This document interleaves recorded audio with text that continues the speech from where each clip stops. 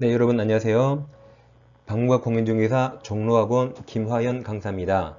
주가민법을 시작하겠습니다. 이 시간에는 주가민법 제4회를 시작하겠습니다. 확인 문제는 네이버 밴드 공인중개사 민법 김화연쌤의 매주 1회씩 올려드리고 있습니다. 시작 전에 구독, 좋아요 꼭 누르시면 바로 합격합니다. 1번 점유권 공부하겠습니다. 점유권 설명 틀린 겁니다. 1번 특별한 사정이 없는 한 건물의 부지가 된 토지는 건물 소유자 맞습니다. 건물을 소유하기 위해서 아래 부지가 필요하죠. 소유자가 점유합니다.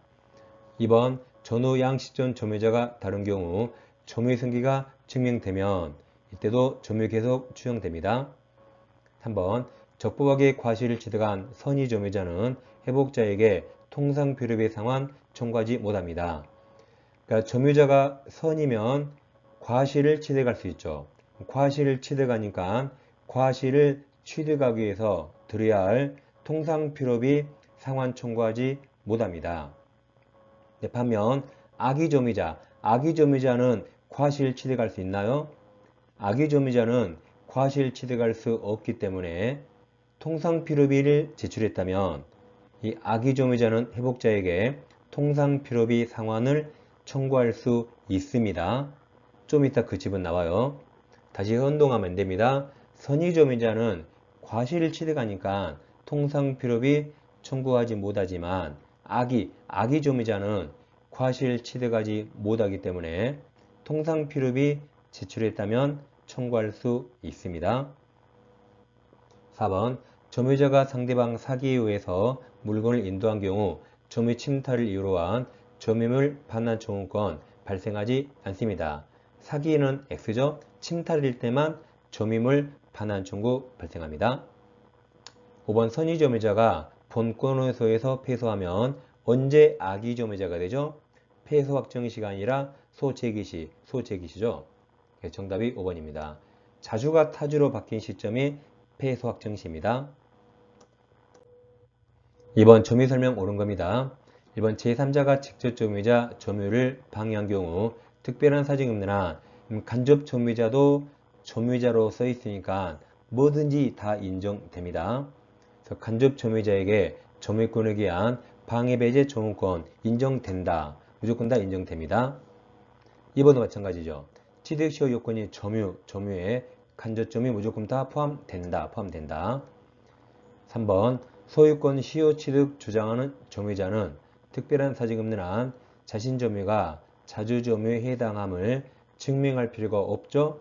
점유자는 자주로 추정되기 때문에 스스로 자주라고 증명할 필요가 없습니다.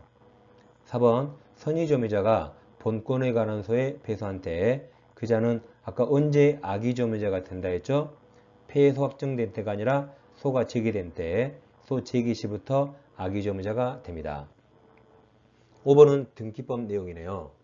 양도인 즉 매도인이 등기부상 명의인과 동일인이며 그 명의를 의심할 만한 특별한 사정이 없는 경우 그 부동산을 매수, 양수하여 인도받은 자는 과실 없는 무과실 맞아요. 그러니까 등기를 신뢰하고 거래한 자는 무과실로 추정되죠.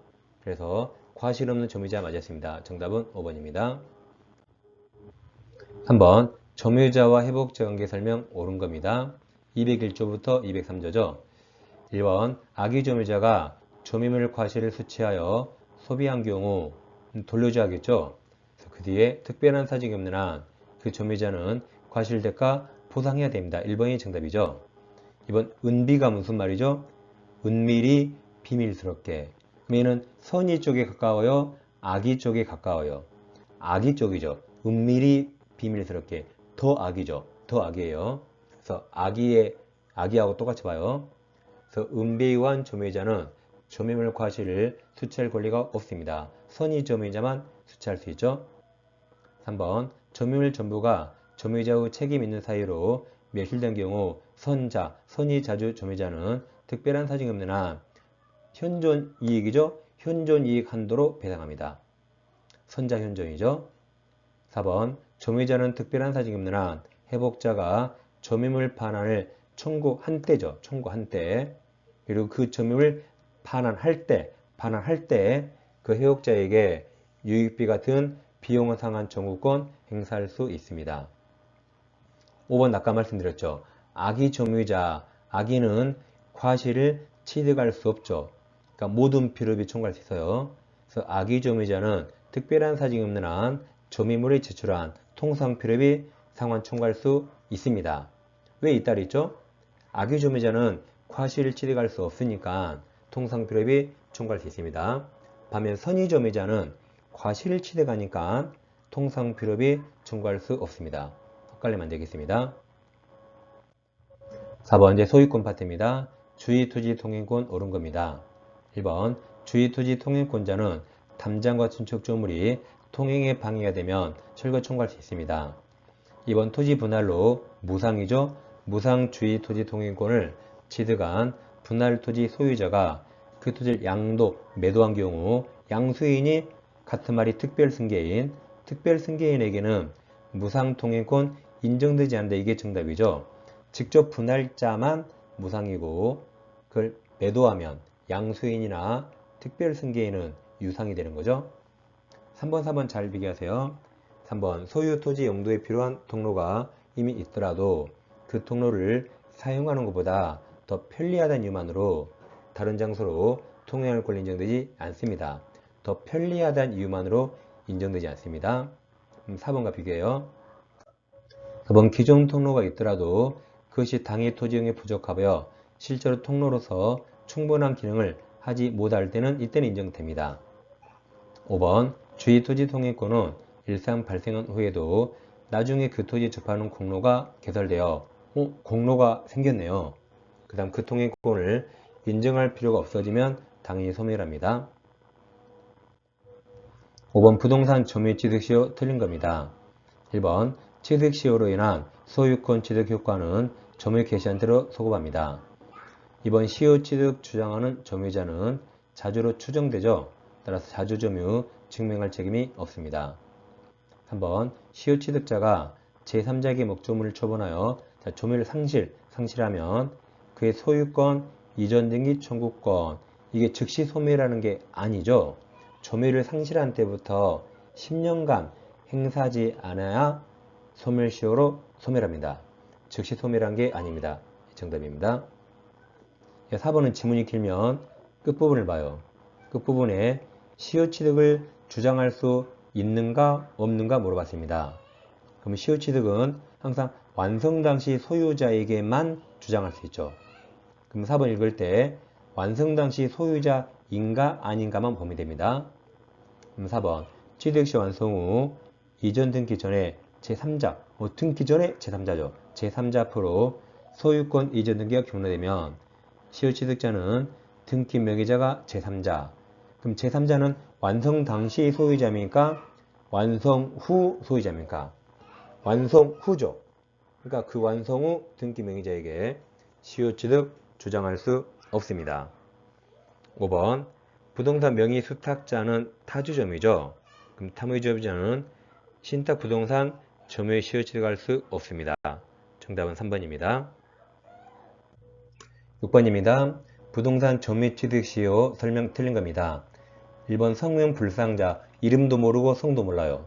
그래도 사적 거래 가능하다면 시효 취득 가능합니다. 그래서 1번은 맞았습니다. 2번 국유재산도 취득 시효 기간 동안 계속하여 일반 재산인 경우 이때 취득 시효 대상됩니다. 3번 점유자는 자주로 추정되니까 자주라고 입증할 필요 없습니다. 근데 그 점유자가 자주라고 주장했어요. 근데 인정되지 않더라도 자주 점유 추정 번복되지 않는 거죠. 그럼 3번 점유자가 자주 점유를 권한을 주장했으나 이것이 인정되지 않는 경우 특별한 사정이 없는 한 자주 점유증은 번복되지 않습니다. 정답은 3번입니다. 4번은 X 볼 필요 없습니다.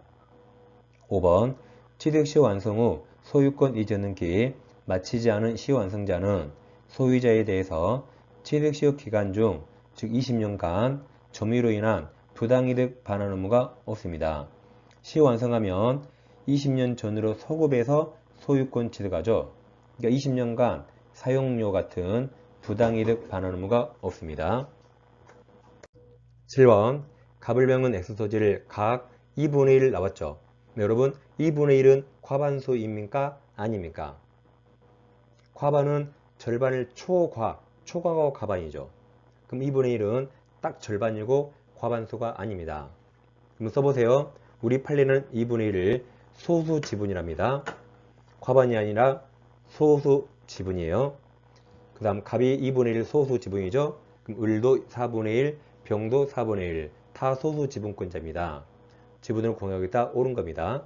가로는 특별히 보는 거 아니에요. 1번 을이 X토지에 대한 자신 지분을 포기한 경우 을 지분은 각 공유자의 지분 비율로 기속되니까 갑과 병은 지분이 다르죠. 그래서 균등한 비율을 들렸죠. 갑이 더 가져갑니다. 2번 당사자 간 특약이 없는 경우 갑은 과반수가 아니라 했죠. 갑은 단독으로 토지를 제3자에게 임대할 수 없습니다. 관리행위, 사용수익 방법은 과반수만 정할 수 있어요. 3번 갑과 을 지분을 합하면 과반수가 넘죠. 그러더라도 X토지에 대한 관리 방법으로 X토지에 구물 신축할 수 있는가?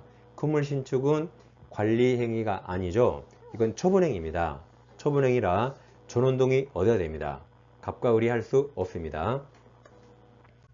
4번 갑을병이 X토지 관리에 관한 특약을 한 경우 그 특약은 특별한 사정이 없는 한 그들의 특정 승계인, 즉 매수인에게도 효력이 미치는 거죠. 이게 정답이네요.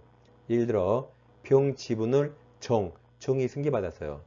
그럼 정도 그 관리에 관한 특약 효력이 미치는 거죠.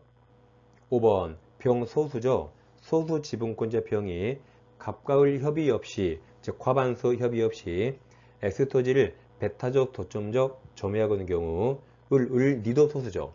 을은 공유물에 대한 보존행위로 토지 인도 청구할 수 없습니다. 을도 소수니까 을은 방해 폐제 청구할 수 있지만 인도 청구할 수는 없습니다. 정답은 4번입니다. 8번 민법상 공동소유 설명 옳은 겁니다. 1번 공유자끼리 그 지분을 교환하는 것은 지분권의 처분 맞아요. 처분이므로 이를 위해서 교환 당사자가 아닌 다른 공유자 동의가 필요하다. 뒷부분이 틀렸죠. 지분 처분은 다른 공유자 동의 없이 자유롭게 할 수 있습니다. 2번 부동산 공유자 중 일부가 자신 공유 지분을 포기는 법률행위죠. 그럼 등기해야 됩니다. 등기하지 않아도 틀렸죠. 등기하여야 물권 변동 효력이 발생합니다. 3번 합의자 중 1인, 합의는 동업관계죠. 그럼 동업자 1인은 다른 합의자 동의 없이 자신의 지분을 단독으로 제3자에게 유효하게 매도할 수 없습니다. 합의는 동업관계라 지분을 처분할 때도 다른 합의자 전원동의 얻어야 됩니다. 단독으로 할 수 없습니다. 4번 합의물에 관하여 경로된 원인 무효의 소유권 이전 등기 말소를 구하는 소는 이건 보증행위죠. 보증행위라 합의자 각자 제기할 수 있습니다. 이게 정답이고 5번은 작년에 시험에 처음 나왔죠.